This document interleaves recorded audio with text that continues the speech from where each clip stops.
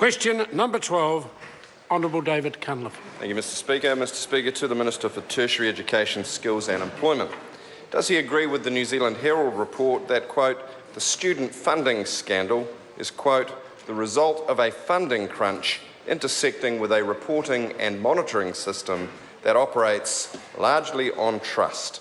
If not, why not? The Honourable Stephen Joyce. Mr Speaker, no, I don't agree with what is a reasonably breathless hyperbolic characterisation in the Herald, as I generally don't agree with breathless hyperbole. The reality is there is no funding crunch.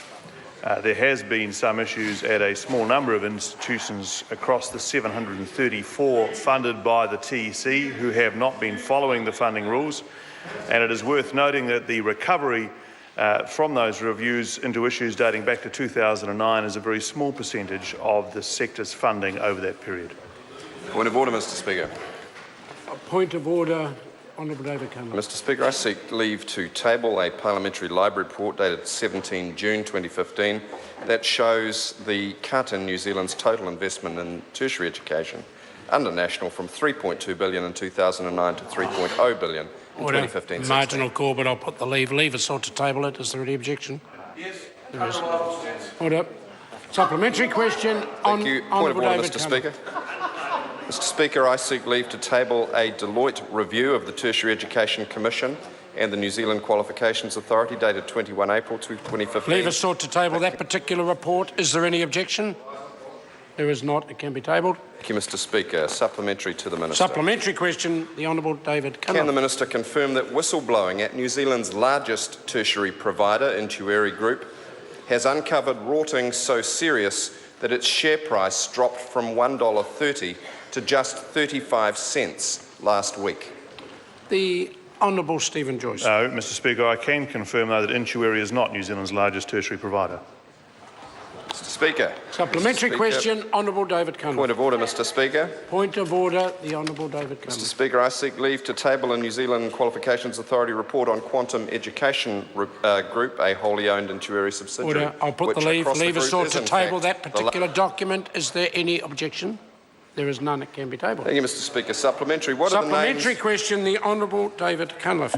What are the names of the two other tertiary providers currently being investigated for potential fraud by the TEC along with Intersecting? The Honourable Stephen Joyce. Well, Mr Speaker, the member's wrong. The TEC does not investigate fraud. That's a matter for the Serious Fraud Office, and I think that's a little bit the problem with some of his accusations. As I pointed out to him initially, there are 734 funded organisations. At any one time, there is a number, normally a small number, that are being investigated for various reasons. The funding recovered from the reviews to date is something like $25 million, which is about 0.18% of the total $14 billion funding the sector has received over the period in review back to 2009. Point of order, Mr Speaker. Point of order, the Honourable David Mr Cunliffe. Speaker, with respect, the Minister hasn't even addressed the question. Order. Which No, began the question with the words, was very definitely addressed. What are the names, order. Mr Speaker? The member addressed the question by disputing some of the facts the member had used. Supplementary question, the Honourable David Cunliffe. Mr Speaker, have students at the two other providers currently being investigated by the TEC been notified of those investigations, or have they yet to receive their special Christmas message from the Minister? The Honourable Stephen Joyce. Well, once again, I think we're seeing the breathless hyperbole that was shown at the front of the question that the member endorsed from the Herald. The reality is, Mr Speaker, that when an investigation takes place, as one often does in the tertiary sector, it would be prejudicial to tell anybody, including the students, of any issues in regards to funding or any of those matters. I'm confident that the tertiary authorities are taking the appropriate steps in these matters.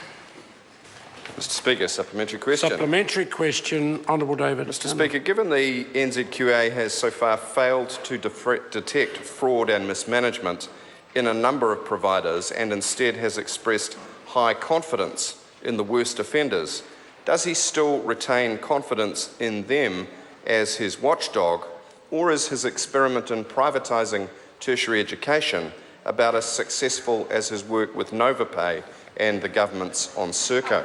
The Honourable Stephen Joyce. You see, there you go, Mr Speaker. That's the breathless hyperbole. I knew it was going to turn up towards the end of the question. The member is confused. With the greatest respect, NZQA is not the funding body for tertiary education.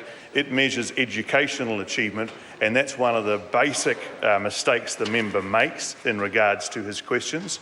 And in suggesting that there's been any attempt to privatise the tertiary education system, I should get the member to look back at the previous Labor government, which I think had as much private tertiary education as there is today, and once again demonstrates the house of cards that is the member's logic.